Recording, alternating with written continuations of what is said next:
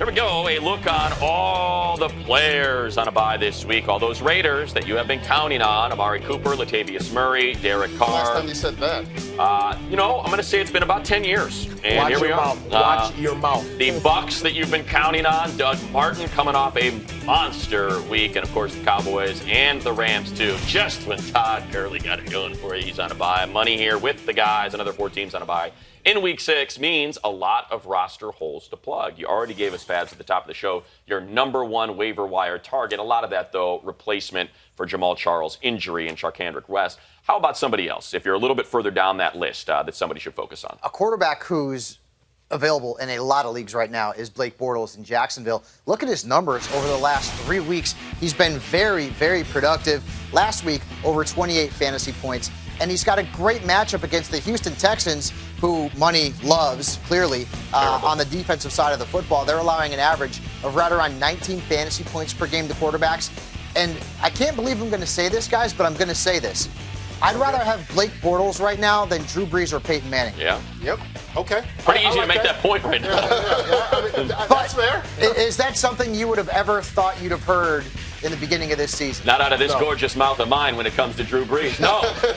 But, I want to go back to what you were talking about earlier and what you just alluded to with Nile Davis. I really, truly believe in my heart he should be the number one waiver wire target, more so than Mr. West from Say his name.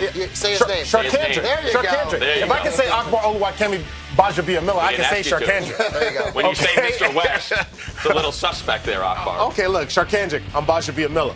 But I will say that when you look at what he did when he did have opportunity, 466 yards, 6 touchdowns last season, when he did have the opportunity to play, there's something there with Nile Davis.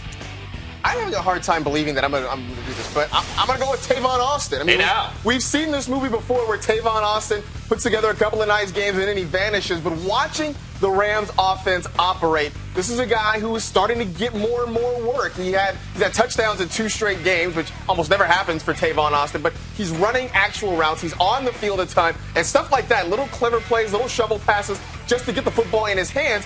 It's really made this offense a little bit more dynamic. Now, of course, you're not going to have him this week, but if you have a lower waiver claim, if you just need somebody to stash for a little while, Tavon Austin could be your guy. Hey, they got the offensive coordinator saying, yeah, he's using them right. All right. You said Bortles. I say Hearns. How about the Hearn Dog? 3 out of every 5 NFL.com fantasy leagues have the Hearn Dogs sitting on the waiver wire. Now, it's easy to point to Allen Hearns because he's been so productive the last 3 weeks. You see it there, averaging 116 yards per game the last 2. That's the 3rd most in the NFL. The TDs, we love to see that in 3 straight games and 16 points per game the last 3 weeks. And again, available in 3 out of every 5 fantasy leagues. So this would be my number one. Absolutely. Because I want points. I know you got to replace injured players. Maybe you need a quarterback, but if I can get what looks like the number one target for Blake Bortles, who, as you said, is playing better than a lot of big-name quarterbacks, I'm going to go out and get him. Yeah.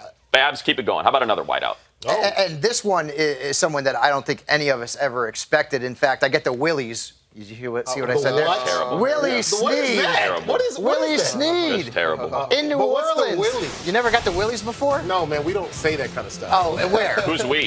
Who's we? My folks. Willie Who are your Willie folks? Snead has been the most productive wide receiver in New Orleans. And I can't believe I'm saying that because I was such a fan of Brandon Cooks. But right now, Snead is a targets machine. He is someone that no one drafted, no one had on their radar, but Drew Brees has turned him into a relevant fantasy player. Willie Snead. The Willies. You get the Willies when you're watching a horror movie, maybe. You're a little scared. I think you just let it go. Maybe you get the Willies when you're looking at Well, let me tell you what my uncle used to say. My uncle used to say that this guy right here, David Johnson, I think he has the opportunity to be a bombonical player. Do you know bombonical? Yes. You don't know bombonical. Because when you look at him getting all of the touches down there, 2 touchdowns there in the red zone, getting those goal line touches. He's a big body, a powerful runner. We also see what he can do. He has an explosive nature to be a starting running back. We saw that when he did get some opportunities. But David Johnson's a guy that I think you should pick up on the waiver wire. He's getting those goal line touches. I'm going with Kamar Aiken right now because besides Kamar Aiken, name one other healthy, productive pass catcher in this Baltimore Ravens offense. Michael Jackson. I'll wait. You remember that? Brandon Stokely. Exactly. Yeah. Right now, Kamar Aiken is it. I mean, 16 targets in the last couple of weeks. He's had 9 catches, 155 yards and a touchdown. And right now, Joe Flacco trusts this guy completely when he's throwing the football. He leads all Ravens receivers in snaps played, and he's got a really nice schedule the next couple of weeks with the Niners and the Cardinals coming up. My turn. Gary. How about the barn dog, the barn daddy, Gary Burney? Why do you have to say it like that? 19.9 fantasy points in Week 5. I was alluding to if Gary Barnidge can do it against the Raiders, everybody can do it against the Raiders. Little did I know. Gary! The Thigh Master. Look at that. Huh? Look at that. Suzanne Summers would be proud. You want some numbers on Gary? How about 8 receptions, 139 yards, and a TD versus the Ravens? 20 points. He has a receiving TD in 3 straight games. That's the first time a Brown has done it since Ozzie Newsome in 1983. And he's available in 3 of 4 NFL.com leagues. Go get Gary. Here we go. Michael Fabiano's top 10 waiver wire targets.